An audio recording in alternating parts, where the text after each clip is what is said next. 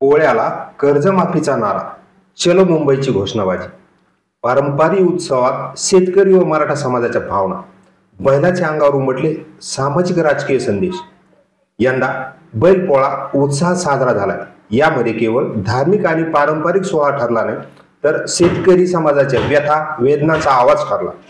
बैलाच्या अंगावर रंगवलेले संदेश आणि घोषवाक्यामधून कर्जमाफी, हमीभाव तसेच मराठा आरक्षणाची ठाम मागणी संपूर्ण राज्यभर उमटली। कर्जमाफी व हमीभावाच्या मागण्या बैलाच्या अंगावर। राज्याचे माजी मंत्री बच्चूभाऊ कडू यांच्या आव्हानाला प्रतिसाद देत शेतकऱ्यांनी आपल्या बैलाच्या अंगावर कर्जमाफी द्या, हमीभाव द्या अशा ठळक मागण्या ज्या आहेत त्या रंगवल्या। पारंपरिक सजावट, गोंडे, गुड्या, झगमगत्या कपड्याबरोबरच हे संदेशही लक्षवेधी ठरले।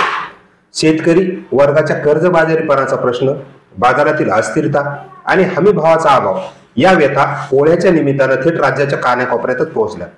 मराठा आरक्षणासाठी चलो मुंबईचा नारा।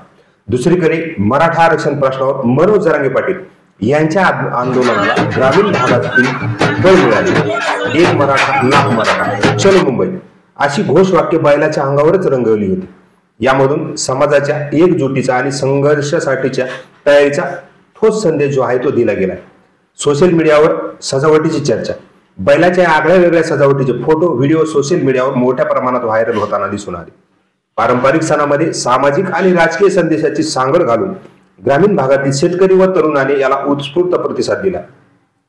यंदाचा पोळा हा फक्त धार्मिक व सांस्कृतिक कार्यक्रम न राहता शेतकरी व मराठा समाजाच्या न्याय हक्कासाठीच्या व्यासपीठात रूपांतरित झाला।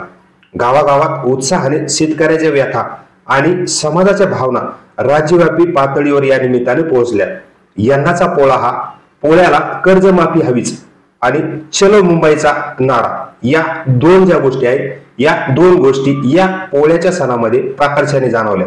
यामध्ये संघर्ष होता मनोज जरांगे पाटील यांचा मराठा आरक्षणासाठीचा लढा आणि दुसरीकडे माजी राज्यमंत्री बच्चू कडू यांचा कर्जमाफीचा नारा। या दोन ज्या आहेत गोष्टी ज्या आहेत त्या या पोळ्याच्या सणाला प्रकर्षाने जाणून आल्या आणि त्याचे फोटो, व्हिडिओ सोशल मीडियावर मोठ्या प्रमाणात जे आहेत ते व्हायरल होताना दिसून येत आहेत। महाराष्ट्रभरामध्ये या वर्षीचा पोळा हा जो आहे यामध्ये ही आगळी वेगळी भूमिका जी आहे ती शेतकऱ्यांनी या बैल पोळ्याच्या माध्यमातून मांडली असल्याचं आपल्याला दिसून आलं। अशाच वेगवेगळ्या घटना आणि घडामोडीसाठी वास्तव न्यूज मराठीला सबस्क्राईब करायला विसरू नका।